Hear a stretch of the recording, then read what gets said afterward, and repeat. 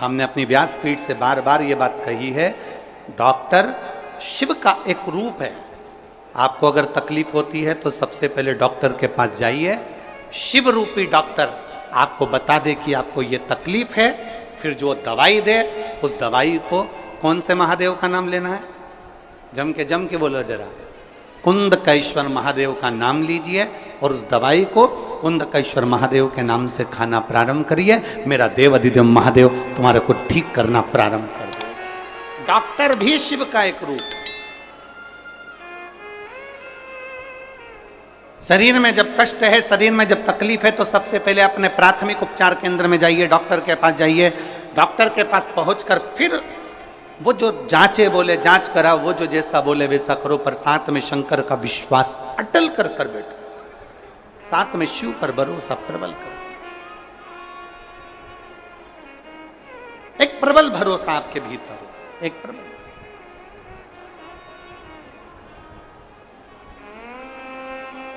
और मैंने तेरे ही भरोसे बाबा, तेरे ही भरोसे हवा बिच उड़ती जावांगी, बाबा डोर हथों छड़ी में कटी जावांगी, भोले मैं तेरी भक्ति, शंभो मैं तेरी भक्ति, हवा बिच उड़ती जावांगी, बाबा डोर हथों में कटी जावांगी। शिव कथा कर रहे, भगवान शंकर का संवाद कर। उस रुद्राक्ष में इतना बल कैसे आ जाता है? उस रुद्राक्ष में इतना बल, उस रुद्राक्ष में इतनी आनंदता, उस रुद्राक्ष में इतनी औषधि कैसे आ जाती? कैसे?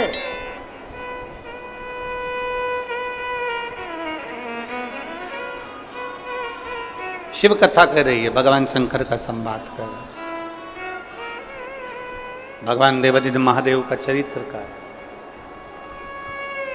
शिव महापुराण की कथा कर रही है। त्रिपुरासुर असुर है, 3 पुरियों का निर्माण कर उसमें निवास करता है। 3 पुरियों का निर्माण कर उसमें निवास करता है, पर उसके प्राण जा नहीं सकते। भगवान नारायण ने प्रयास किया, वो नहीं मरा, प्राण नहीं छूटे। भगवान शिव ने, भगवान ब्रह्मा ने, भगवान ब्रह्मदेव ने भी प्रयास करा, पर उसके प्राण नहीं छूटे। आखिरी में भगवान शंकर के पास सूचना पहुंच गई, भगवान शिव के पास सूचना, आखिरी में भगवान शंकर के पास सूचना पहुंची, भगवान शिव के पास।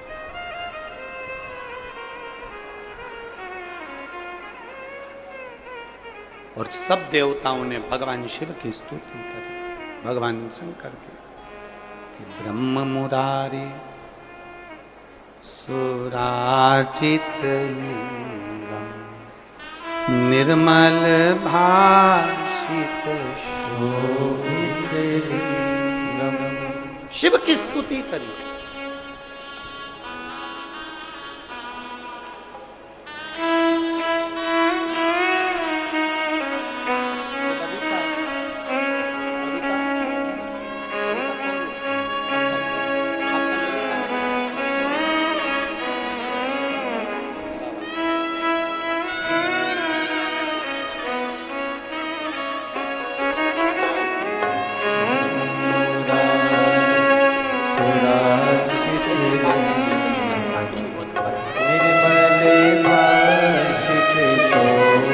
यही बेटी है ललिता, बबीता कौरी इनकी सास है, और ये ललिता कौरी 33 वर्ष की आयु।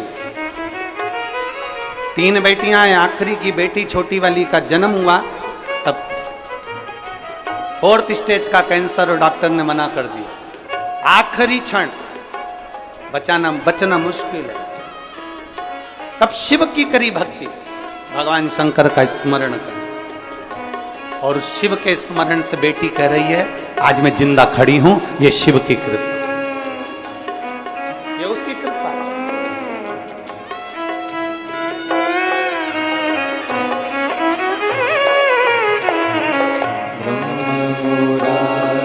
सुराचित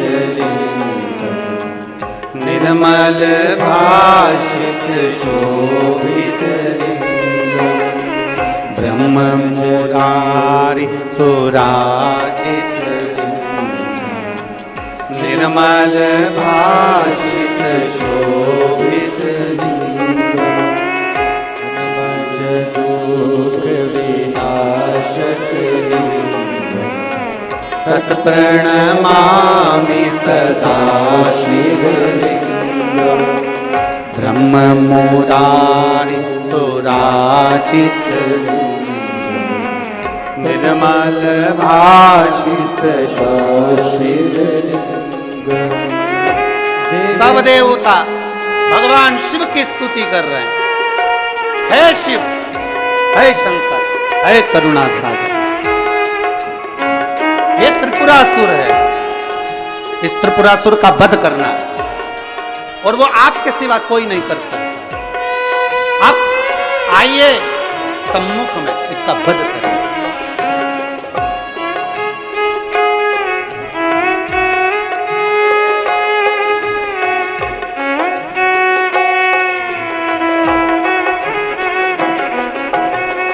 देव मुनि प्रवराजित लिंगम् करुणाकर लिंगम् देव मुनि प्रवराजित लिंगम् कामदहन करुणाकर लिंगम् रावण विनाशक तत् प्रणमामि सदा शिवलिंगम् रावण दहन शंभो प्रणमामि सदा शिवलिंगम् ब्रह्म मुरारी सुराचित लिंगम् निर्मल भाषित शोभित सुराचित निर्मल भाषित शोभित। भगवान शिव नेत्र बंद करें, देवता स्तुति कर रहे, सब और हाहाकार मच रहा। तब देवर्षि नारद बोले शिव को प्रसन्न होना ही पड़ेगा, आप चिंता ना करें, पुकारो शंकर को।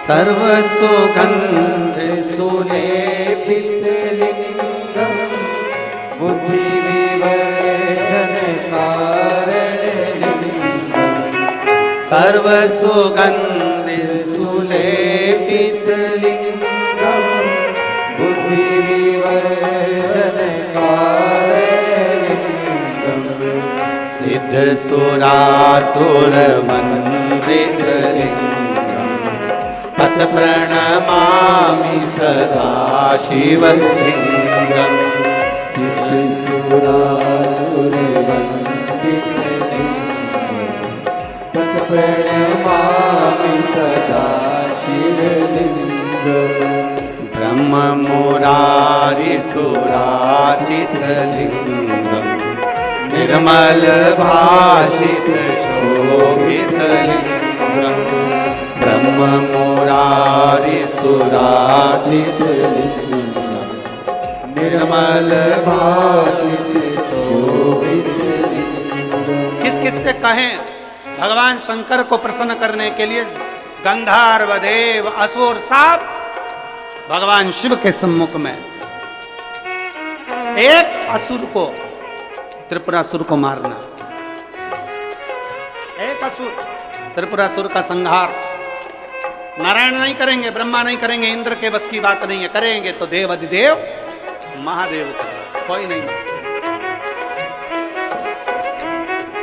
कनक महामणि भूषित लिंगम फणिपति वेशित शोभित लिंगम कनक महामणि भूषित लिंगम फणिपति वेशित शोभित लिंगम दक्ष सुयज्ञ विनाशन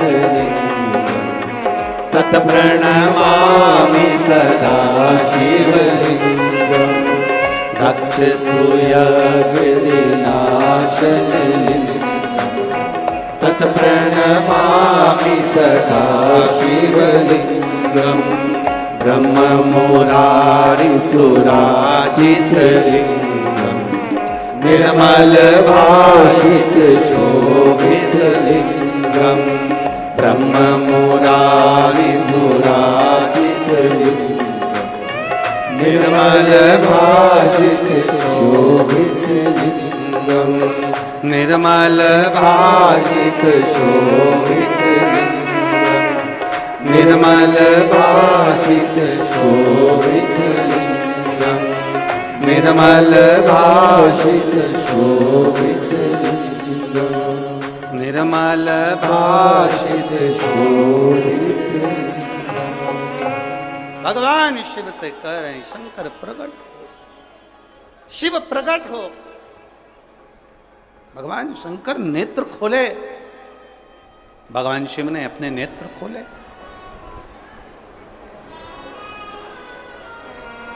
भगवान शंकर अपने नेत्र खोलते हैं।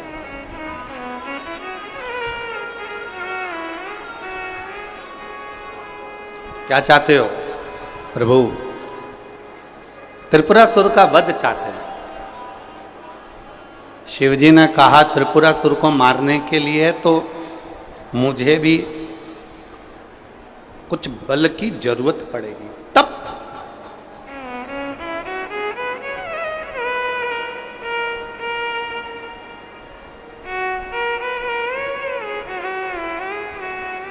दुनिया का सबसे बड़ा तप कौन सा है?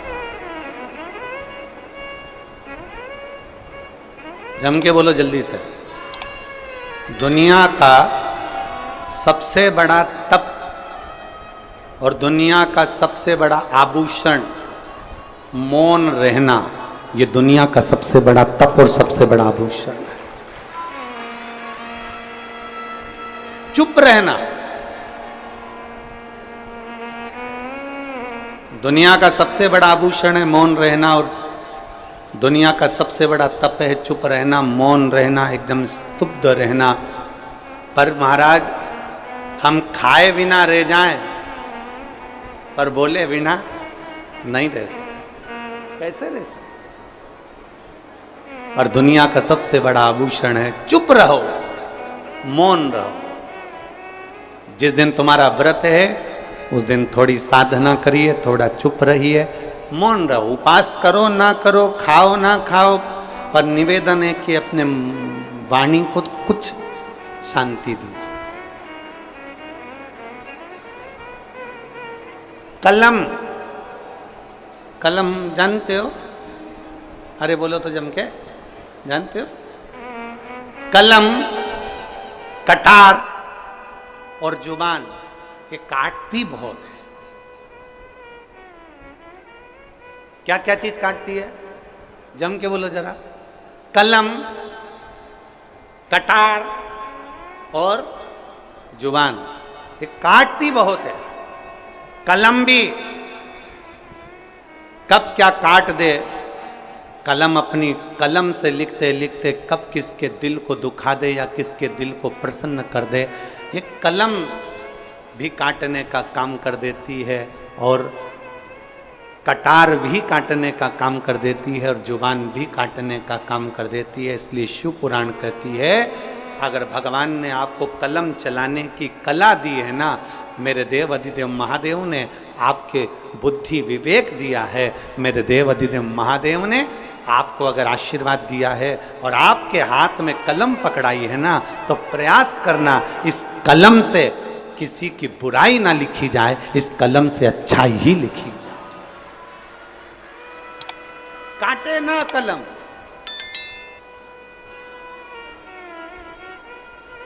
कटार का काम भी काटने का होता है, कटार भी काटती है, और जुबान का काम भी यही होता है। ना जाने किसके लिए, ना जाने कब अपशब्द कह जाए, ना जाने कितना क्या बोल जाए, कोई भरोसा नहीं है। इसलिए शिव महापुराण की कथा कहती है दुनिया का सबसे बड़ा तप है, जम के बोलो जल्दी से, चुप रहना, मौन रहना, ये दुनिया का सबसे बड़ा तप, सबसे बड़ा तप, सबसे बड़ा आभूषण। मौन रहिए, चुप रहिए। क्या किसको रोइए, जम के बोलो जरा, क्या किसको रोइए, चादर तान के। जितने चुप रहोगे, जितने मौन रहोगे, एकदम मस्त रहोगे। और शंभु शरणे पड़ी, मांगू घड़ी रे घड़ी, दुख का दया करी ने दर्शन आपो, दया करी ने दर्शन। चुप रहो, जितना चुप रहोगे उतने प्रसन्न रहोगे, उतने आनंद। गड़बड़ी कहाँ होती है? बोलने में। गड़बड़ कहाँ होता है? बोलने में। चुप रहने में कभी गड़बड़ हुआ है क्या?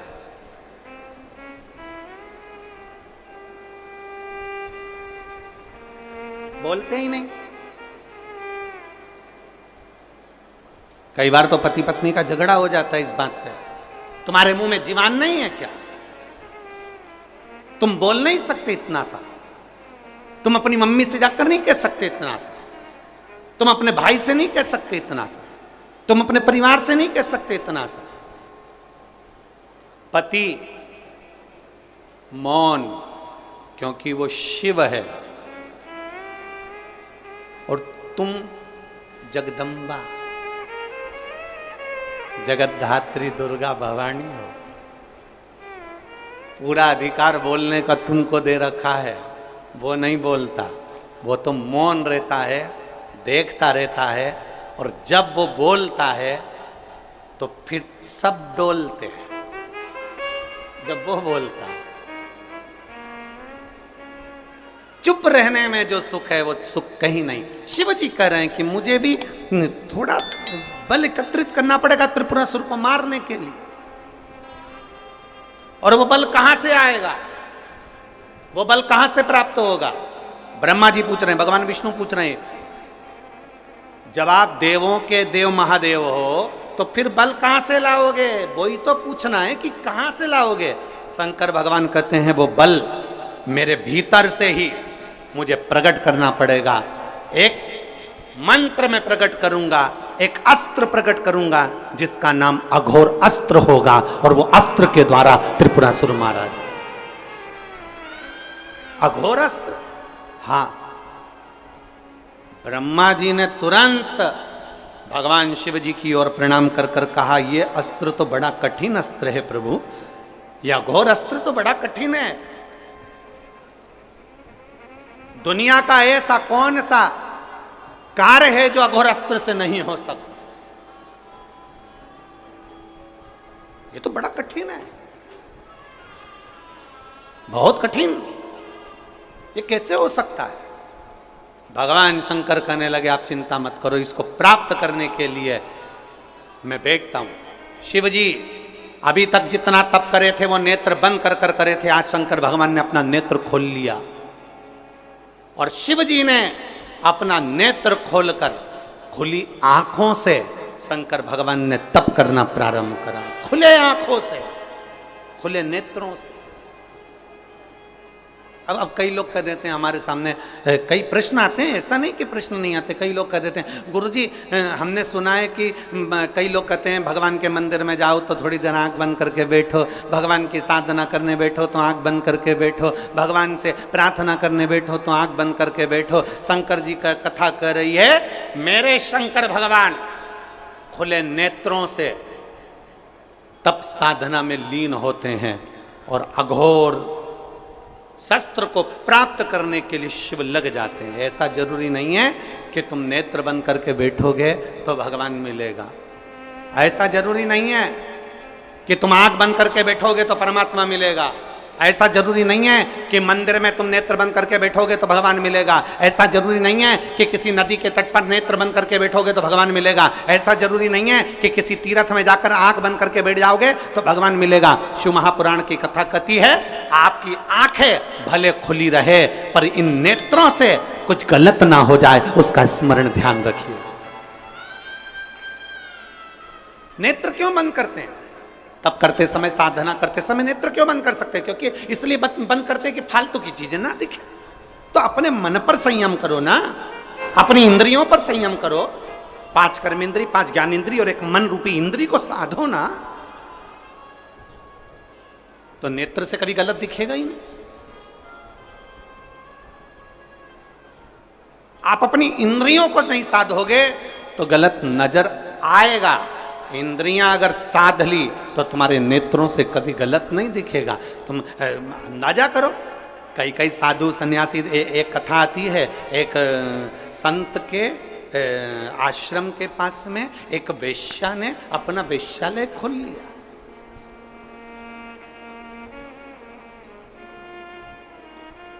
संत के आश्रम के पास एक वेश्या ने वेश्यालय खोला। अब वैश्या के यहाँ सब लोग जाने लगे, बहुत सारे लोग उसका नृत्य देखने के लिए, उसको देखने के लिए। बड़ी सुंदर भी थी, बड़े आनंद से जो आता था उसका सम्मान भी करती थी, बहुत आदर करती थी।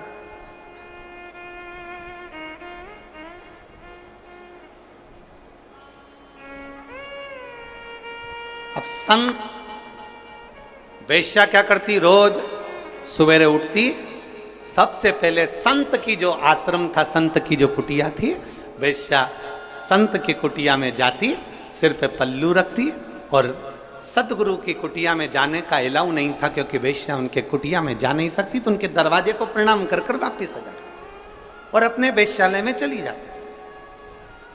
और संत जो अपनी कुटिया में बैठा रहता, उसने अपनी कुटिया में पत्थरों का ढेर रख लिया। वेश्या के यहां जो जाता, संत एक पत्थर उठा के अपने आश्रम में रख लेता। वेश्या के यहां जो जाता, संत एक पत्थर उठा के अपने आश्रम में रख लेता। संत का पूरा आश्रम पत्थरों से भरा गया, पूरा आश्रम पत्थरों से भरा गया।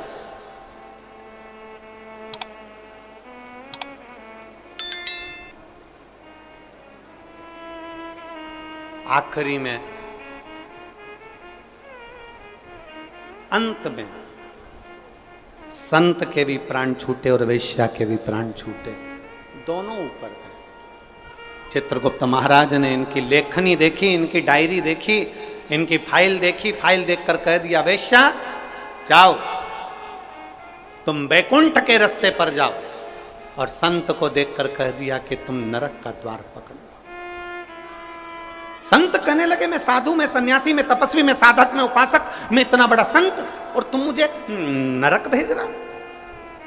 मैं इतना बड़ा साधना करने वाला, मैं मस्तक पर कहीं चंदन लगा लेता, कहीं जटा जूड़ बांध लेता, कहीं दाढ़ी बढ़ा लेता, कहीं ये कर लेता, कहीं वो कर लेता, मैंने इतना सारा वस्त्र बदल कर रखा तो तुम मुझे नरक भेज रहे हो? मैंने गले में माला पहन कर रखी तो तुम मुझे नरक भेज रहे हो?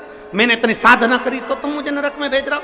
चित्रगुप्त महाराज ने कहा, यह वेश्या तुम्हें संत समझ के तुम्हें प्रणाम कर कर आती थी, तब अपना वेश्यालय में कार्य करती थी, और संत तुझे भगवान ने ये दृष्टि दी थी एकाग्र करने के लिए, शिव में लगाने के लिए, पर तू वेश्या के घर में जितने पुरुष जाते थे तू उतना पत्थर इकट्ठा कर लेता था कि गजब की वेश्या है, 3 लोग आ गए, 4 लोग आ गए, 5 लोग आ गए, 6 लोग आ गए, तो दिन भर बैठकर केवल पुरुष गिनता था वेश्या के घर के। अरे तुझे गिनना ही था तो अपने हाथ की माला गिनता, पर किसी की बुराई ना गिनता। तूने बुराई गिनी इसलिए तुझे नरक मिल गया, तूने बुराई गिनी है। हमें ये शरीर काहे के लिए मिला? अच्छाई देखने के लिए। हमारे यहाँ लोग कहते हैं महाराज जी, हमारे एक महाराज जी हैं, वो कहते थे कि आंख बंद करके तप करो, आंख बंद करके भजन करो, आंख बंद करके साधना करो। शिव महापुराण की कथा कथी है, त्रिपुरासुर असुर को मारने के लिए शंकर भगवान ने नेत्र बंद नहीं करा, नेत्र खोला है। खुली आंखों से मेरे शंकर भगवान ने तप साधना करी है। और भगवान ने यह प्रेरणा शंकर भगवान ने अपने शिव भक्तों को दी है कि तुम्हें आंख बंद करने की जरूरत नहीं है, केवल अपनी इंद्रियों को साध लेना और अपने नेत्रों से गलत चीज ना देखते हुए अच्छा देखना, मैं मिल जाऊंगा तुमको, मैं तुम्हें प्राप्त हो जाऊंगा। नेत्र बंद करने की जरूरत किसको है? नेत्र बंद करके साधना करने की जरूरत उसको है जिसकी इंद्रियां काम नहीं कर रही, जिसकी इंद्रियां शिथिल हो गई। कभी मन यहां भटकता है, कभी वहां भटकता है, कभी इसकी बुराई देखते हो, कभी उसकी बुराई देखते हो, कभी इसमें बुराई देखते हो, कभी उसमें बुराई देखते हो। दिन भर 24 घंटे बैठकर तुम एक दूसरे की बुराई देखने में लगे रहते हो, हाथ में माला पकड़ते हो, मुख में राम नाम लेते हो, पर नेत्रों से गलत देखते रहते हो, 24 घंटे बुराई देखते हो, तो तुम्हारी तप साधना का तुम्हें फल नहीं मिलेगा। भगवान शिव की कथा कहती है नेत्र खुले भले रखो पर अपनी इंद्रियों को साध कर रखो, नेत्र खुले भले रखो पर अपनी इंद्रियों को पकड़ कर रखो, नेत्र खुले भले रखो पर इन नेत्रों से गलत चीज ना देखी जाए, जिसमें देखना अच्छाई देखना। भाई कोई अगर आधा गिलास पानी लेकर आया है ना, तो वो आधा गिलास पानी अगर लाया है तो खाली गिलास मत।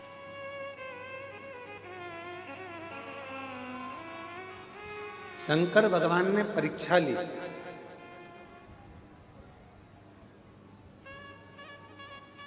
और सुदर्शन मुनि की परीक्षा लेने के लिए शिवजी अपनी धर्म पत्नी को बोल कर गए पार्वती जी को कि आज मैं एक गृहस्थ संत की पत्नी की परीक्षा लेने के लिए जा रहा हूं।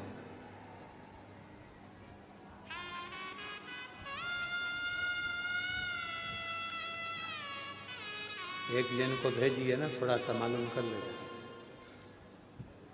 लेडी है।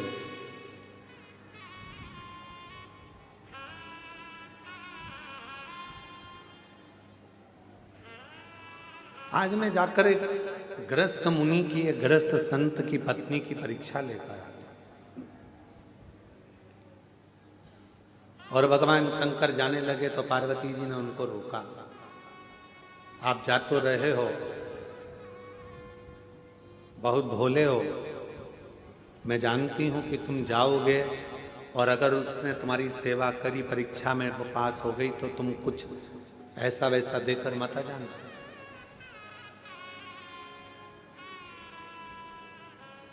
तुम कुछ ऐसा वैसा देकर मत आ जाना। तुम जा तो रहे हो, मना नहीं है, पर थोड़ी सावधानी रखना। जिस पत्नी का पति बहुत भोला होता है ना, पत्नी अगर मायके भी लेकर जाती है तो साथ लेकर जाती है, शादी में भी जाती है तो साथ जाती है। जिस पत्नी का पति बहुत भोला होता है तो पत्नी को उससे भय लगा रहता है कि ये कहीं कुछ बोल ना दे, ये कुछ कहीं दे ना दे, ये कुछ प्रदान ना कर दे, ये कुछ ऐसा ना कर दे। उसके सोचना पड़ता, उसे बहुत सोचना, बहुत।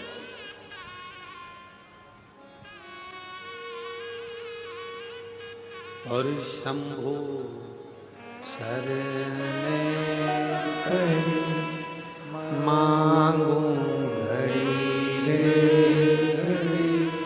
दुख काटो, दया करी न दर्शन हो। शंभु शरण मांगू घड़ी रे घड़ी दुख काटो, दया करी दर्शन आपो। अब पार्वती जी को चिंता लगी कि तुम भोले स्वभाव के हो, तुम्हारा नाम ही भोला, तुम भोले स्वभाव के हो, तुम्हारा नाम ही भोला है। कहीं तुम उनकी परीक्षा में पास होकर कुछ ऐसा वैसा देकर मत आ जाना जैसा तुमने भस्मासुर को दिया था। एक कंगन भस्मासुर ने तुमसे मांग लिया था और तुमने अपने हाथ का कंगन निकाल कर उसको दे दिया था और कहा कि इसको पहन ले, जिस पे हाथ रखेगा वो भस्म हो जाएगा, और वो तुम्हारे ही पीछे पड़ गए। प्रैक्टिकल तुम पर कर रहा था।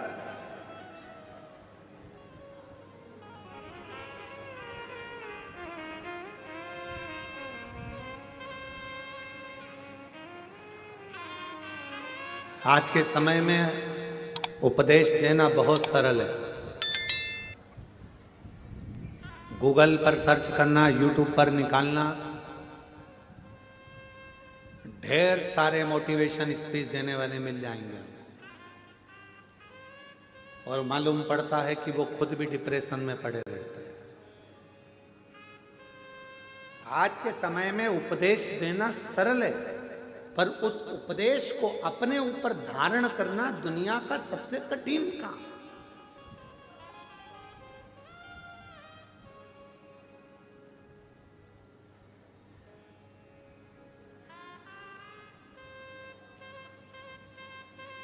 एक तरफ ये कह देना कि मोह में मत पड़ो, माया में मत पड़ो, प्रपंच में मत पड़ो, संसार के बंधनों से दूर रहो। दूसरी तरफ अपने मोबाइल पर देखते रहना कि अपनी कितने फॉलोवर्स जुड़े हैं, अंदाजा लगा कठिन। यदि आप संत हैं, साधु हैं, सन्यासी हैं, तपस्वी हैं, साधक हैं, उपासक हैं, तो फिर आपको विरक्ति का भाव आना चाहिए, आपके अंदर कामक्ति का नहीं। कितना जुड़ा, कितना प्राप्त हुआ, कितना लिया, कितना दिया, कितना करा, उससे मत करो।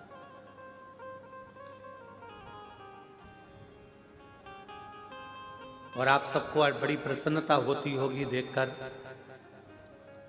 कि कुबरेश्वर धाम पर आने वाले सभी भक्तों ने पहले पूर्व में देखा होगा, छोटी सी जगह थी, छोटी सी जगह से उसको धीरे धीरे बड़ा करते करते करते करते धर्मशाला, हॉस्पिटल, अब धीरे से बच्चों के लिए, उनकी निःशुल्क शिक्षा के लिए, उनकी पढ़ाई के लिए गुरुकुल की तैयारी भी चालू हो गई।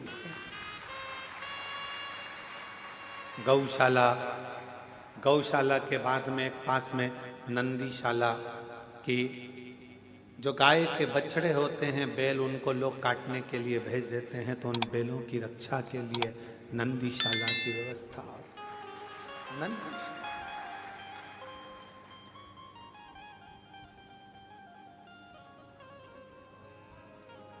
एक हॉस्पिटल की रचना शायद 15-20 दिन के अंदर उसकी भी शुरुआत आप लोग एलईडीओं के माध्यम से, आस्था चैनल के माध्यम से देख रहे होंगे। जो यात्री आते हैं उनको कोई तकलीफ ना हो, उनको कोई कष्ट ना हो, उनका निःशुल्क सारा इलाज हो सके, उनके लिए हॉस्पिटल की रचना करिए। भोजनशाला आप देखते होंगे निरंतर, रोज, अभी तो आप लोग लाखों की संख्या में आए हो तो बड़ा भोजनशाला चल रहा है, नहीं तो निरंतर 35 से 40 हजार यात्री शिव भक्त रोज सुबह 10 बजे से लेकर शाम को 4 बजे तक भोजन ग्रहण करते हैं लगातार। फिर शाम को बाबा की आरती होकर खिचड़ी प्रसाद ग्रहण करते हैं। अभी यह कथा बाबा के इस पावन ग्राउंड में हो रही है, प्रांगण में हो रही है। यह पूरा प्रांगण तो आप लोगों की पार्किंग आदि की व्यवस्था के लिए है। इसी के ठीक पीछे जहाँ कथा होती थी वहाँ बहुत बड़ा एक इस टेंट का नहीं, बड़ा लोहे का एक शेड बन रहा है, जिसमें लाखों भक्त एक साथ बैठकर आराम से कथा सुनते। आप लोगों को पानी ना लगे, गर्मी ना लगे, उसकी व्यवस्था करते हुए 6 से 7 महीने में वो तैयार हो जाए।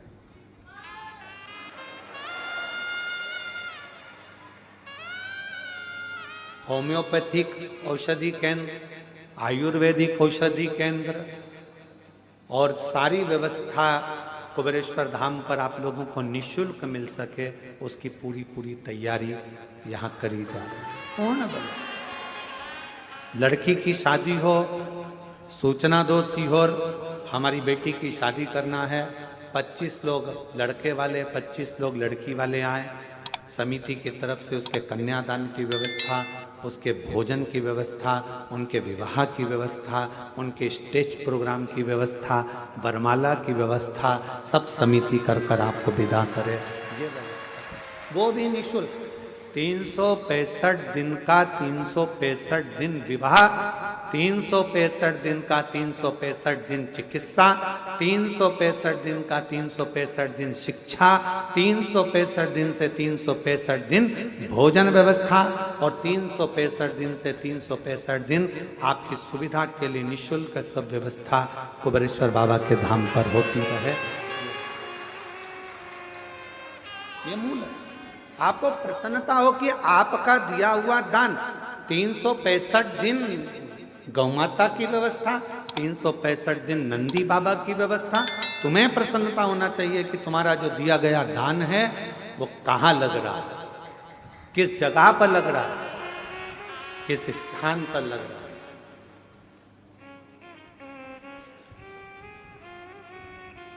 और तो और जो बच्चे पढ़ने में होशियार हैं और फीस जमा नहीं कर पाते तो उनके फीस की व्यवस्था भी विठले सेवा समिति पूरे भारत में कर रही है, केवल मध्य प्रदेश नहीं, पूरा भारत। कोई भी प्रदेश होता है, सूचना मिलती है, उसकी व्यवस्था करी। शिव है तेरा तुझको अर्पण, तेरा है तुझे समर्पित। हमारी माता ने तो हमको जन्म दिया था तो हमारे पास में बिछाने के लिए हमारी माँ के पास में गोदड़ी भी नहीं थी। तुलसी के क्यारे के नीचे जन्म हुआ था और तुलसी के क्यारे के नीचे जन्म हुआ था। हमारी माता का हाथ पकड़कर खींचकर हमारी ताई लेकर कक्ष में गई, बिछाने का सामान नहीं था तो जो मुरमुरा होता है, क्या बोलते हैं उसको, परमल, मुरमुरा, पोहे की लाई जो प्रसाद में खाते हो, मुरमुरा, उसका टाट पड़ा हुआ था बोरा जिस पर हमारा जन्म हुआ। उस बोरे पर जन्म हुआ है और मृत्यु के समय पर भी कोई राजसी ठाट नहीं। यही मानव का शरीर ऐसे ही छूट कर चले जाना है, इसलिए आपका आप में ही लगा कर जाना है कि आप लोगों की जिंदगी के साथ श्रेष्ठ।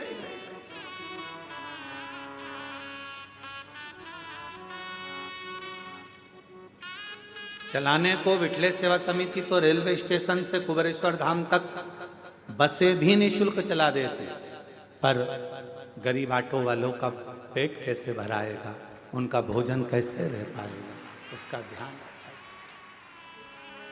उनका भरण पोषण कैसे हो।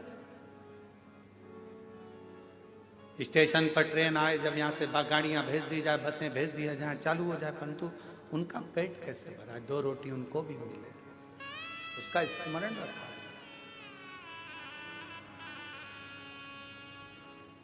शिव भक्ति को धारण करो।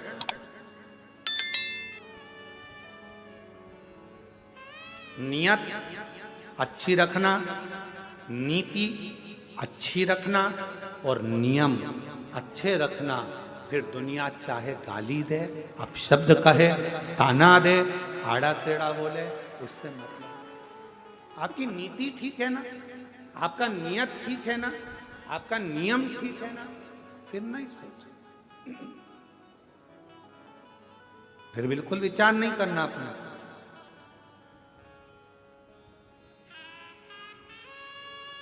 हमारे सीहोर के कई हॉस्पिटल हैं जिसमें वेंटिलेटर तक नहीं है, पर कुबेरेश्वर धाम का जो हॉस्पिटल बना है उसमें ढेरों सारे वेंटिलेटर तक लगाए गए हैं, जिससे किसी को दिक्कत ना, किसी को तकलीफ, किसी को कष्ट ना।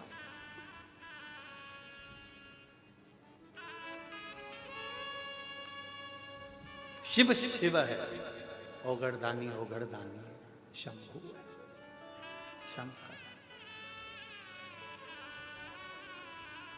और कितनी बड़ी कृपा मेरे कुबेर भंडारी की होगी कि एक रसीद कट्टे की एक बुक लेकर आज तक समिति का कोई कार्यकर्ता ना कभी सीहोर गया और ना किसी के गांव गया कि तुम दान देना। समिति के कार्यकर्ता केवल कुबेरेश्वर धाम पर आने वालों को और शिव पुराण में आने वाले भक्तों के लिए छूट रहती है। जिसका मन हो दे, ना मन हो कोई बात नहीं, भजन करो, स्मरण करो। सीहोर में कोई नहीं कह सकता कि पंडित प्रदीप मिश्रा के आश्रम से कोई आया और किसी ने एक कटोरी आटा मंगा, चावल मंगा, दाल मंगी या धन मंगा, कोई नहीं। हम तो बाबा के भरोसे चलते हैं। जब वो पाठ कर रहे हैं, सवेरे 8:30-9 बजे पाठ चल रहा है और हमारे ललित महाराज आकर कहते हैं कि दूध की जगह छाछ डल गया। कैन भरकर 100 लीटर छाछ डल चुकी है खीर में, उसमें दूध नहीं था, छाछ थी। अब क्या होगा? तो जब वो छाछ को दूध कर सकता है तो वो दुनिया का सारा भंडार भी भर सकता है। ये हम उसके आश्रित होकर चलते हैं। कल का जब प्रसंग देखा, वहां जाकर जब केवल बाबा का भाव देखा तो आंख से जल बह रहा था कि तू कितनी करुणा करता है, कितनी कृपा करता है। कब तू दूध का छाछ कर देता है, छाछ का दूध कर देता है, पता ही नहीं पड़ता। ये तेरी कृपा। नहीं तो 2 दिन पहले छाछ तो आज की कड़ी के लिए आई थी, आज जो कड़ी बनना थी छाछ उसके लिए थी, और मालूम पड़ा वो खीर में पड़ गई। और तेरी कृपा का क्या है भरोसा, कब किस पर हो जाए, जरा सी हम पर कर दो, जरा सी हम पर कर दो।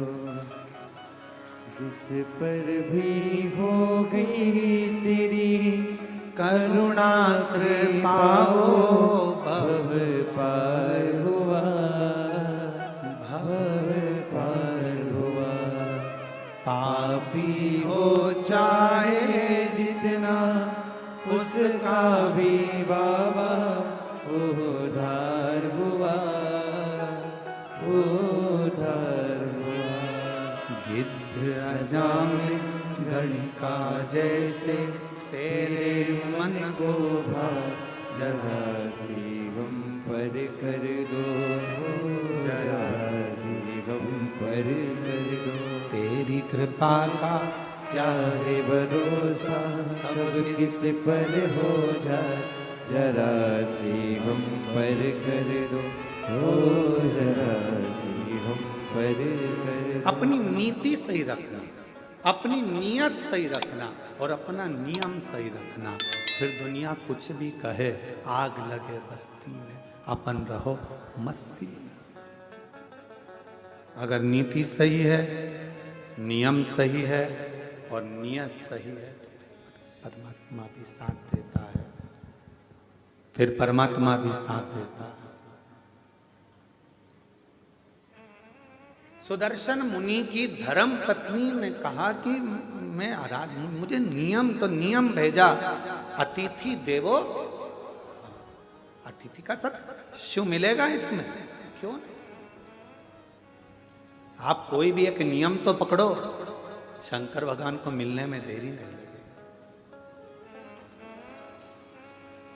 आप पकड़ो एक नियम, ठीक है, अतिथि सत्कार का नियम पकड़ा,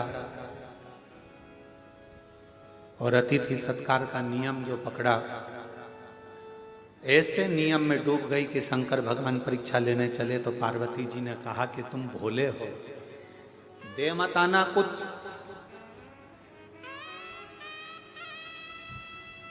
और भोला जो होता है ना, उसके साथ भोलेनाथ हर पल होता है, हर पल। कुछ दे मत आना, ठीक है, अब मुझे जाने तो दे। पत्नी ने, माता पार्वती ने प्रसन्न चित्त से अपने पति को भेजा। एक दरिद्र का वेश बनाकर, बड़ा तन पर कपड़े फटे हैं, भिक्षुक का वेश बनाकर आवाज लगाई सुदर्शन मुनि के दरवाजे पर, माता भिक्षाम दे, भूख लगी, कुछ भाग मिले मुझे तो अच्छा है। सुदर्शन मुनि की पत्नी ने दरवाजा खोला। बाबा क्या बात है? भूख लग रही है। बाबा अभी तो मैंने भोजन नहीं बनाया है, पर अगर आप थोड़ी देर बैठोगे ना बाबा तो मैं भोजन बना दूंगी। बाबा कहते हैं मैं बैठता हूं, तुम बनाओ। बाहर बैठने लगे बाबा।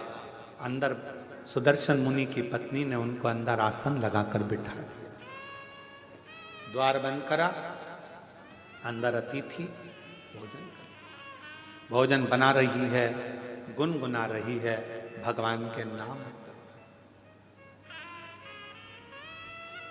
क्या देखा? भोजन बनकर तैयार हुआ, इसमें एक रोटी बनकर अलग रखा दी गई है।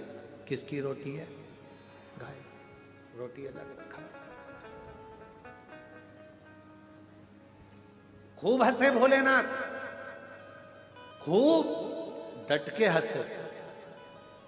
गुस्सा आया थोड़ा सा सुदर्शन मुनि की पत्नी को कि हमारे घर भोजन करने आए और तुम हंस रहे हो, क्यों?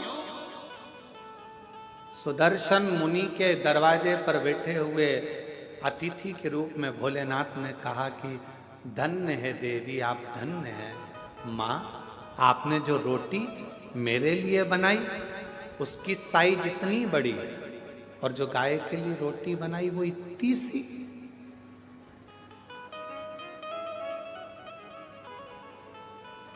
होना तो ये चाहिए, मैं 2 पांव से चलता हूं, गाय 4 पांव से चलती है।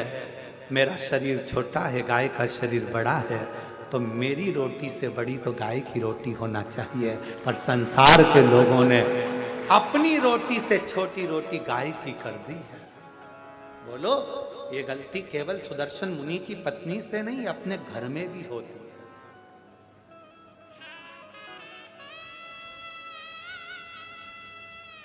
छोटी सी रोटी बना के डाल दी, गाय की है। अरे गाय की है तो जितनी बड़ी रोटी पति खाता है उससे दुगनी बड़ी तो गाय की होना चाहिए। जितनी पतली रोटी तुम पति के लिए बनाती है उससे दुगनी मोटी रोटी गाय की होना चाहिए, क्योंकि उसका शरीर बड़ा है, दिन भर चलती है, दिन भर फिरती है। सुदर्शन मुनि के दरवाजे पर मेरे विश्वनाथ, मेरे शंभु भिक्षुक का रूप रखकर खूब ठाका लगाकर हंसती है। पत्नी ने पूछा कि तुम मेरे घर भोजन करने आए और मुझे देखकर हंस रहा। शिव जी ने कहा कि ये रोटी तो बहुत छोटी है गाय की, रोटी तो बड़ी करो। पत्नी सुन रही थी सुदर्शन मुनि की। बाबा की बात सुनकर उसकी आंखों से जल भर गया। आज तक मैंने केवल कपट ही करा, बच्चों को ज्यादा खिलाया, पति को ज्यादा खिलाया, और गौ माता को केवल एक रोटी, और वो भी छोटी सी। मतलब मेरी कपट की जिंदगी चल रही थी। आज से हे अतिथि, तुम मेरे दरवाजे पर गुरु बनकर आए हो और तुमने मुझे उपदेश दिया है, उपदेश दिया है। आज से मैं कभी कपट नहीं करूंगी। जैसा मेरा पति पावे वैसा अतिथि पावे, जैसे बच्चे पावे वैसे परमात्मा पावे, जैसे मेरे घर के पावे वैसे गौ माता पावे। एक उपदेश मेरे शंकर भगवान ने दिया, इसलिए प्रथम गुरु है शिव, आदि गुरु है शिव, आदि योगी है शिव। उपदेश दिया। अब दूसरा उपदेश का समय था। भोजन की थाली लगकर तैयार हुई अतिथि के लिए। इतनी देर में दरवाजे पर पति आ गया। दरवाजा की कुंडी बजाई। सुदर्शन मुनि, द्वार खोलो, दरवाजा खोलो। पत्नी अंदर से आवाज लगा दी, कौन है? पति चिल्ला कर बोला, क्या तुझे मेरी आवाज सुनाई नहीं देती? मैं तेरा पति, तेरा भरतार, और तू दरवाजा नहीं खोलती? पत्नी आवाज लगाकर कहती है, आपने कहा था अतिथि देवो भव, अभी मैं अतिथि को भोजन करा रही हूं।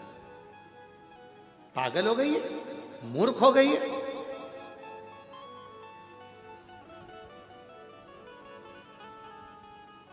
ना जाने किसको घर के अंदर बिठा कर रखा है, कोई चोरी कर कर चले जाएगा, बाहर निकाल उसको, दरवाजा खोल। इतने में पत्नी मुस्कुरा कर बोली, मैंने आपसे पूछा था तो आपने कहा था कि अतिथि तो भगवान का स्वरूप होता है, और मैंने आपको गुरु मानकर आपकी वाणी पर विश्वास कर लिया। अब तो मैं दरवाजा तभी खोलूंगी जब अतिथि का भोजन हो जाएगा, प्रणाम कर लूंगी, वो विदा होगा, तब मैं द्वार खोलूंगी। तो मैं द्वार खोलूं। शिव ने पूर्ण परीक्षा ली। आज मेरे शंकर भगवान निकलते ही नहीं घर से बाहर। लाओ जरा एक गिलास दूध और लाओ, जाओ। सुदर्शन मुनि की पत्नी दूध का गिलास भर दिया। अब बोले, बाबा मेरे झोले में जो कपड़े रखे हैं वो सारे चल चल के गंदे हो गए हैं, माँ धो दोगी? माँ कपड़े धो रही, 1 घंटा कपड़े धोने में हो। अब बाबा बोले कि मेरे को पानी पीना है, पानी नहीं। फिर थोड़ी देर बाद बोले, खाना ज्यादा हो गया, मेरा मन कर रहा है 1-2 घंटा आराम करूं। बाबा सो गया। फिर थोड़ी देर बाद बोले, अब मेरा मन हो रहा है जाने का। इसको तो खुशी नहीं हुई, पर दरवाजे के बाहर जो बैठा था सुदर्शन मुनि, उसको प्रसन्नता हुई, अब दरवाजा खुलेगा। जिस गुरु ने उपदेश दिया था वही डिप्रेशन में पड़ा था, टेंशन। अब द्वार खुलेगा। तैयार हो गए, झोली टांग ली, सब कुछ हो गया, चलने की तैयारी थी। इतने में सुदर्शन मुनि की पत्नी से बाबा बोले, मेरे कपड़े लेकर आ जाओ। कपड़े लेकर आई तो सुदर्शन मुनि के पत्नी ने कपड़े दिए। जो कपड़े दिए तो बाबा बोले, अभी तो ये गीले हैं, जब तक सूखेंगे नहीं तब तक जाऊंगा। अब अभी गीले हैं,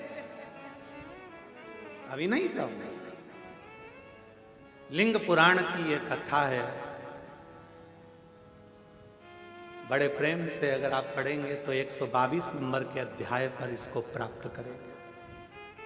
बड़ा सुंदर सा।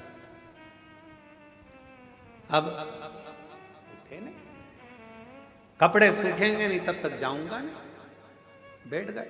अब वो बाहर बैठा पति फिर बैठ गया बेचारा। संध्या होने लगी, शाम का समय होने लगा। सुदर्शन मुनि की पत्नी से बाबा बोले, देख के आओ कपड़े सूखे? हाँ बाबा सूख गए, ले आओ। लाए, झोले में भरे, जाने लगे। अब कहने लगे, माँ मन कर रहा है अब रात को कहाँ जाऊंगा, रात को कहाँ जाऊंगा। ये गांव तो मेरा परिचित भी नहीं है, जिस गांव के अंदर मैं जाऊं कोई मेरा पहचान वाला भी नहीं है, मैं कहाँ जाऊंगा। सुदर्शन मुनि की पत्नी ने कहा, जो आपकी आज्ञा हो, जैसा आपका मन करे वैसा आप करें। तो कहा, मैं पर पुरुष तुम पर नारी, एक कक्ष में रहना उत्तम नहीं है।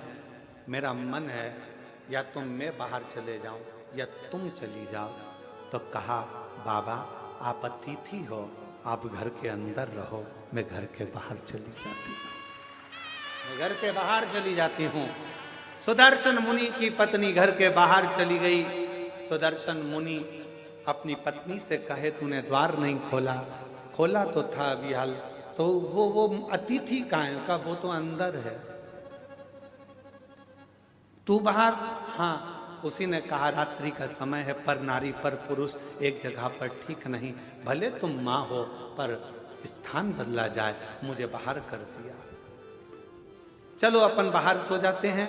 पत्नी ने अपना बिछौना बिछाया, चैन की नींद सो रही, पर पति जिसने ज्ञान दिया था अतिथि देवो भव, वो टेंशन में रात भर दरवाजे पे ही सोया, कुछ ले नहीं जाए, कुछ ले नहीं जाए। उपदेश देना सरल है, ज्ञान देना सरल है, ये कहना सरल है, मोह मत रखो, माया मत रखो, ये मत करो, वो मत करो, वो मत करो। ज्ञान उपदेश देने वाले ढेर सारे मिलेंगे। 24 घंटे मोबाइल पर देखो, कोई ना कोई उपदेश देता हुआ मिल जाएगा। ये मत कर लेना, एकादशी पर ये दोष मत कर लेना, प्रदोष के दिन ये गलती मत कर लेना, शिवरात्रि पे ये गलती मत कर लेना, सावन का महीना चालू हो रहा है, शंकर जी को ये मत चढ़ा देना, शंकर जी को वो मत चढ़ा देना, शंकर जी की पूजन ऐसे कर लेना, वैसे कर लेना। लोग डराएंगे, धमकाएंगे। सावन भी तुम्हारा है, शिव भी तुम्हारा है, तुम्हारे दिल में आए वैसी पूजन करना। छूट है, तुम्हारे दिल में आए वैसे शंकर को भजो, तुम्हारा मन करे वैसे शिव को रिझाओ, तुम्हारा दिल करे वैसे शंकर की आराधना करो। कोई कहे ये मत चढ़ाओ पाप लगेगा, कोई के वो मत चढ़ाओ पाप लगेगा। उसने कहा पाप कहाँ होता है वो बताओ पहले। कहा नरक चले जाओगे, तो कहा तू देख कर आया क्या?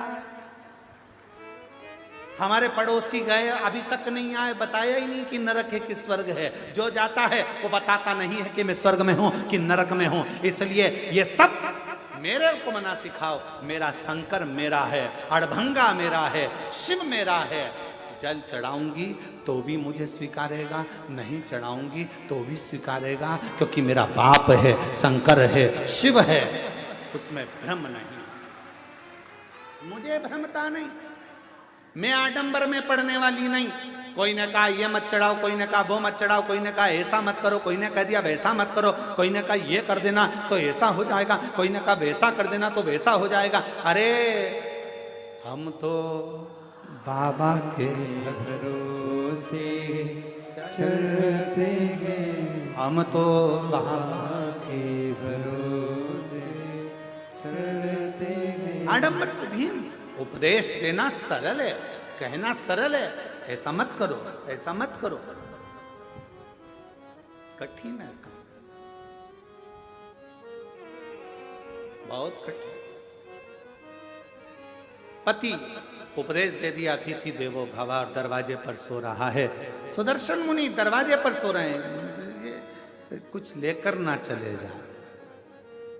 दूसरे दिन सुबह धर्म पत्नी के नेत्र खुले, पति के चरणों को प्रणाम करा, दरवाजा बजाया, अतिथि देवो महादेवो, अतिथि देवो महादेवो, दरवाजा बजाया। शंकर भगवान जो रूप में थे, दरवाजा खोला, खोलकर जो पत्नी ने दर्शन किया, ये कोई दरिद्र भिक्षुक नहीं है, ये तो मेरा देव अधिदेव महादेव है।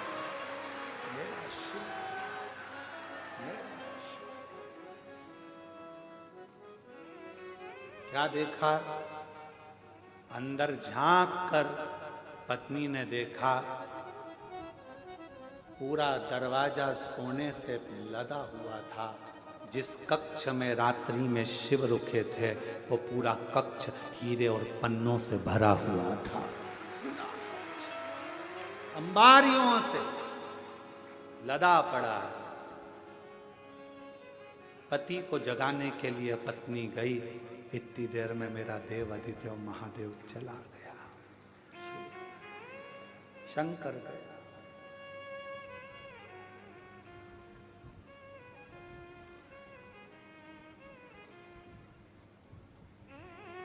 पत्नी ने पति के चरण पकड़ लिए। आपने कहा था अतिथि की सेवा करना, शंकर का दर्शन हो जाएगा। आपके बराबर दुनिया में कोई गुरु नहीं मिलेगा। आपके कहने पर मैंने अतिथि की सेवा करी और वास्तव में मुझे शिव का दर्शन हो गया। शिव का दर्शन, मुझे शंकर भगवान का दर्शन हो गया। ये कृपा नहीं तो क्या है? क्या है? मैं नहीं जानती थी कि वाणी पर भरोसा करा हुआ, शिव पर करा हुआ विश्वास एक ना एक दिन सुख प्रदान करता, आनंद प्रदान करता।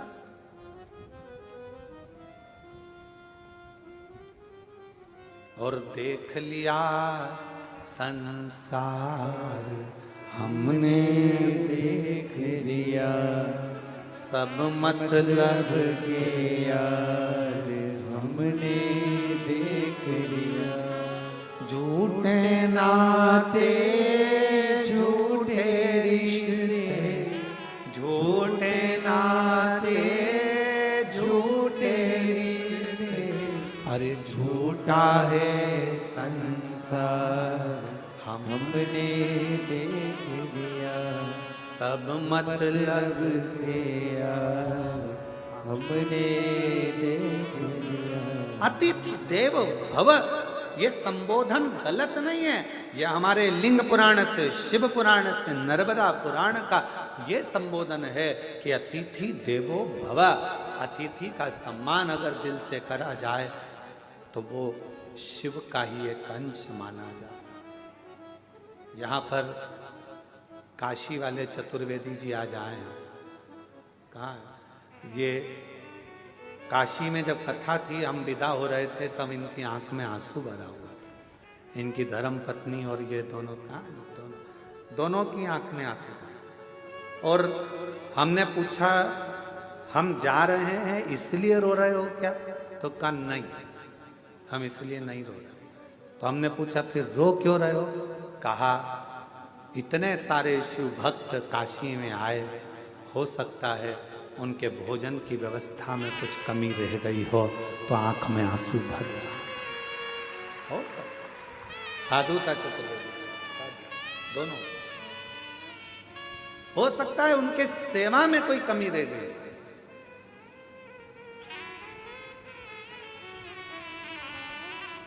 उनकी सेवा में कोई कमी हो। महाराज कुबेरेश्वर धाम पर भोजन व्यवस्था चलती है।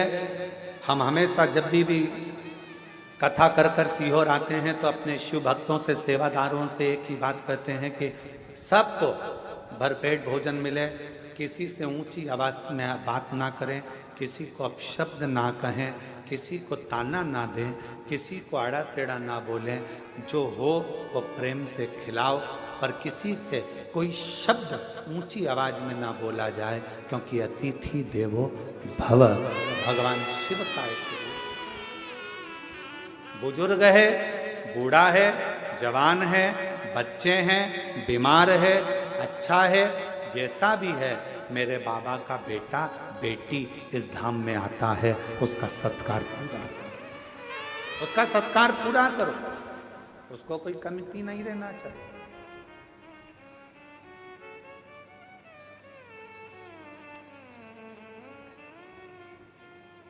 उसको कोई कमती नहीं रहना चाहिए।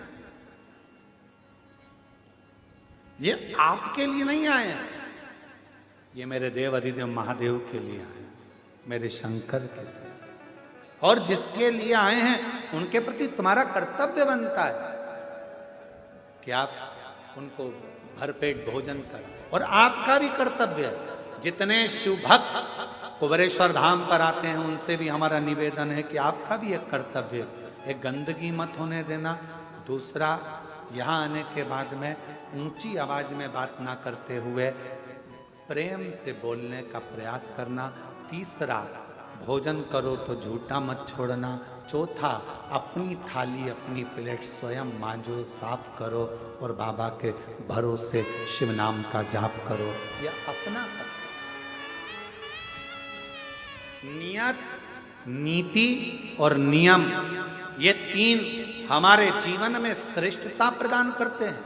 अगर आपकी नियत सही है तो आपको दुनिया में कोई पीछे नहीं हटा सकता, आप बढ़ते चले जाओ। आपका नीति सही है, आप जगत कल्याण की बात करते हो, जगत उद्धार की बात करते हो, उसमें कोई आपका कोई विशेष आपके लिए कोई आवक का स्रोत ना सोचा जाए। आप तो केवल नीति के अनुसार कार्य करिए, नियत से, अच्छी नियत से कार्य करिए और नियम से काम करो। जिंदगी की सफलता आपके पास हो, आपके पास हो। अच्छा एक बात बताओ, बहुत लंबा रास्ता है, बहुत लंबा रास्ता है, बहुत ऊंचा रास्ता है, बहुत लंबा रास्ता है। इस रास्ते को काटना है तो सबसे ज्यादा जरूरी चीज क्या है?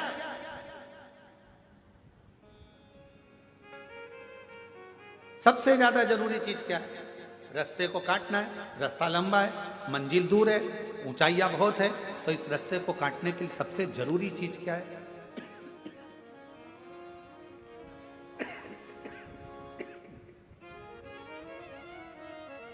सबसे जरूरी है दो चीजें। एक आपका विश्वास, और दूसरा जिस रास्ते पर चल रहे हो उस पे चलने के लिए तुम्हारे पांव की मजबूती। विश्वास, मजबूती। रास्ता कितना भी लंबा हो, पांव मजबूत हैं तो कितनी भी लंबी रास्ता हो वो तुम्हारे कदमों में होगा और तुम मंजिल तक पहुंच कर ही रहोगे।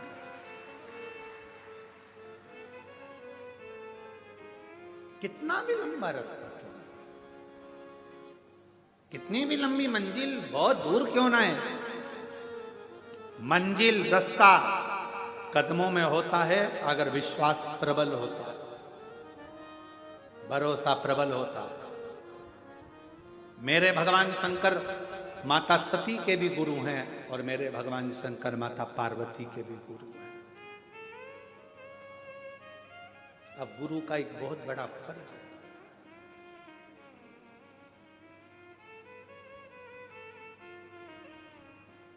जितने चेलों को गुरु मंत्र मिलता है, जितने चेलों को गुरु गुरु मंत्र देता है, अगर वो चेला कोई गलत काम करता है तो सबसे ज्यादा चेले को कम गुरु को भोगना पड़ता है। किसको भोगना पड़ता है? गुरु, क्योंकि उसने मंत्र दिया है, उसने जन्म दिया है दूसरा। इसलिए गुरु दीक्षा देने वाला गुरु अपने शिष्य को पहले परखता है। क्यों साहब, कितने साल कथा सुनी, कहां कहां सुनी, किस किस पंडाल में सुनी, सेवा करी, कथा सुनने के लिए गए थे? हाँ, हम बैठे थे पंडाल में, कथा सुनी। मैं 4 साल से टीवी पर सुन रही हूँ। गुरु देख लेता है ये जो शंकर की भजन, ये मेरे से गुरु मंत्र लेने नहीं, शिव का मंत्र लेने के लिए आई है, शिव का मंत्र लेने के लिए आया है। अगर इसने कथा में दिल लगा लिया, इसने पूरा भरोसा यदि शंकर पर कर लिया, तो इसने अगर गुरु मंत्र ले लिया तो एक दिन ये शंकर के चरणों में जरूर पहुंचेगा। सती ने भी शिव को गुरु माना है और पार्वती जी ने भी शिव को गुरु माना। अब इनके विकार, इनके भीतर जो विकार उत्पन्न हो जाए, मालूम पड़े इनके भीतर थोड़ा क्रोध आ जाए, इनके भीतर थोड़ी अहंता आ जाए, इनके भीतर थोड़ी अभिमत्ता, कितना माता सती के मन में आ गया था ना, मैं दक्ष प्रजापति की बेटी सती,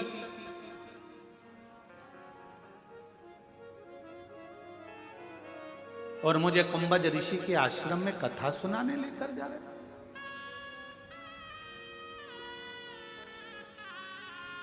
विवाह के बाद तो लोगों को कहां जाना चाहिए और लोग कहां जा रहे हैं? आप कहां लेकर जा रहे हो मेरे को? कितना सुंदर कहा है,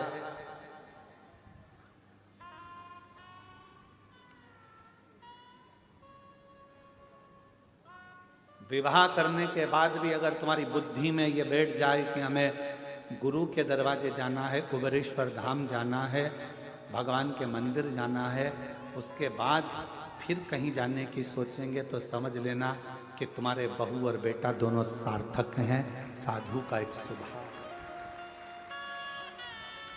सार्थकता है, साधुता है।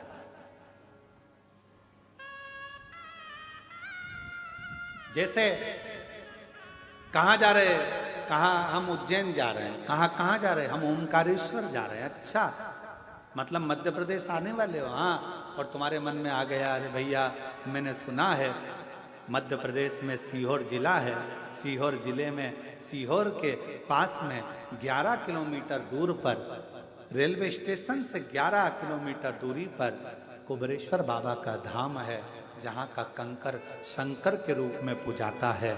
मेरा मन है मैं थोड़ी देर वहां भी दर्शन कर जाऊं। ये तुम्हारे भीतर की एक आनंद था। ये तुम्हारे भीतर की एक श्रेष्ठता है कि तुम्हारे अंदर ये उत्साह उत्पन्न हो रहा है कि मैं कुबेरेश्वर धाम जाऊं, कंकर शंकर की भूमि पर जाऊं, शिव धाम जाऊं।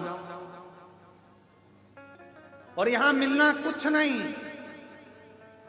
आप सोचो कि कई लोग कहते हैं हम वृंदावन जा रहे हैं, वृंदावन में बिहारी जी के भी दर्शन होंगे, रंगनाथ जी के भी दर्शन होंगे, यहाँ भी होंगे, वहाँ भी होंगे, बाबा का गोवर्धननाथ जी बाबा की परिक्रमा भी होगी, यमुना जी का स्नान भी होगा।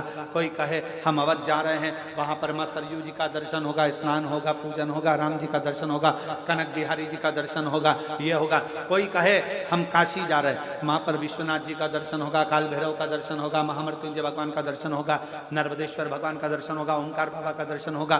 सबके मन में भाव, पर अलग से अगर आपके मन में यह भाव उत्पन्न हो रहा है कि हमें कुबेरेश्वर धाम जाना है, तो वहां आसपास में कुछ भी नहीं मिलेगा, मिलेगा तो केवल रोड से भी दूर ये बस्तियां जो तुम आप देखते हो ना, होटलें बनी हैं, दुकानें बनी है, या दुकानें, यहां कुछ भी नहीं था, कुछ भी नहीं। और पूछना ये गांव के लोगों से, यहाँ के गांव के आसपास के लोगों से, कुछ भी नहीं था। मां रोड से यहाँ गौशाला तक आने के लिए लोगों को किसी का इंतजार करना पड़ता था कि कोई आएगा तो उसकी गाड़ी के पीछे गाड़ी ले लेंगे, या फिर कोई आएगा तो उसके साथ में बात करते करते चले जाएंगे। इतना लोगों के अंदर भय रहता। जंगल, खेत, खलियान पूरा खाली, केवल एक जिस स्थान पर बड़ा शिवलिंग बना हुआ है वहीं पर एक छोटा सा बाबा का स्थान, और बाबा की अविरल भक्ति, कुछ भी, कुछ भी। जिस नाव वाली बिल्डिंग में राम जी बैठे हुए हैं उसी के नीचे छोटा सा टीन का एक छपरा, जिसमें हम, आप पूछना गांव के लोगों से, वहीं पर पूड़ी बनाते, वहीं पर रोटी बनाते।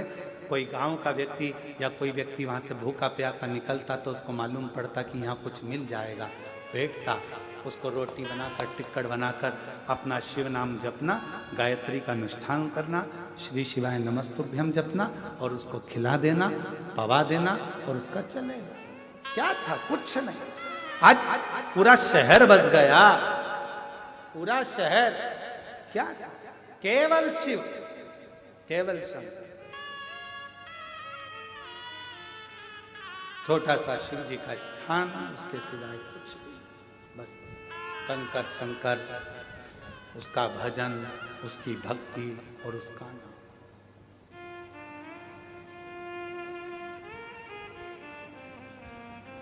कई लोग कहते हैं गुरुजी आपने वृंदावन नहीं चुना, कल हमारे चतुर्वेदी कह रहे थे कि वृंदावन नहीं चुना, अयोध्या नहीं चुना, उज्जैन नहीं चुना, आपको यही जगह चुनी जहां पर बिल्कुल एकांत अलग साइड में। हमने कहा हम नहीं चुनते, उसने हमको सीहोर के लिए चुना तो जगह भी तो वही चुनेगा। चुनने वाला वो है, सब बनाने वाला वो है, करने वाला वो है।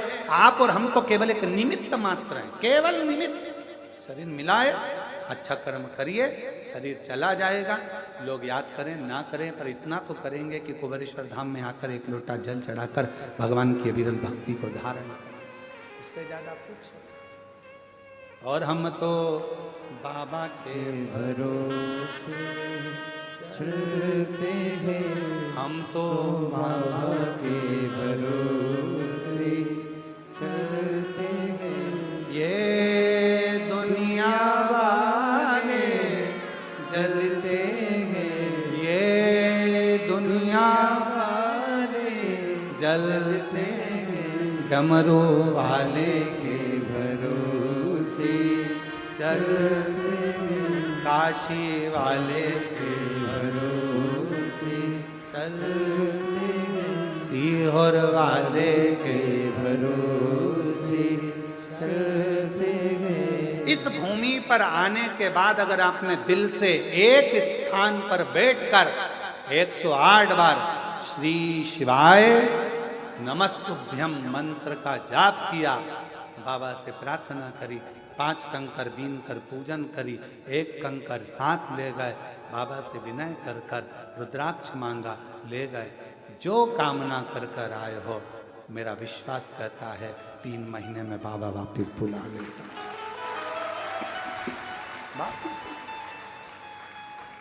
इन जजमानों में कई जजमान ऐसे बैठे हैं जो हर साल जजमान बन रहे हैं, प्रति वर्ष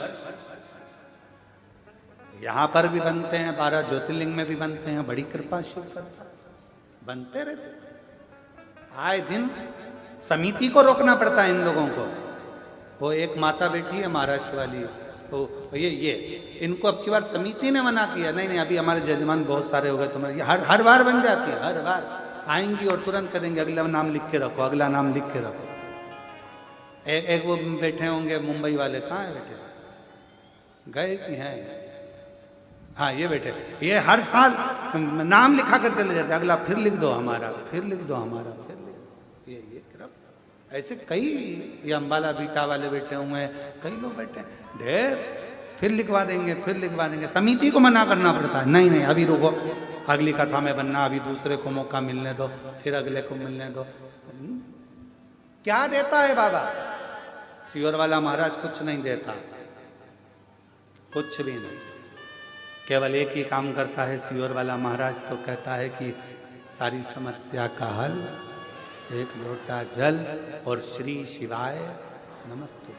मन करे तो जपो, दिल करे तो भजो, और अगर किसी के कहने में आ जाओ और तुम जल पीना भी बंद कर दो तो तुम्हारा मन, बेलपत्र खाना भी बंद कर दो तो तुम्हारा मन, मंदिर जाना भी बंद कर दो तो तुम्हारा मन, और कथा सुनना भी बंद कर दो तो तुम्हारा मन, हम तो ये शिव नाम लेने के लिए जन्मे हैं और उसका नाम लेते लेते ही परमात्मा की शरणागति प्राप्त करें, यही भजो तो ठीक, ना भजो तो ठीक। तुम्हारा मन करे कि हाँ मैंने शिव पुराण सुनी है, मेरा दिल करता है मंदिर जाना चाहिए तो जाऊंगा। फिर किसी ने कह दिया ऐसा मत करो, ऐसा करने से पाप लगेगा, हम निपट लेंगे, ऊपर जाकर कितना पाप लगेगा देखेंगे।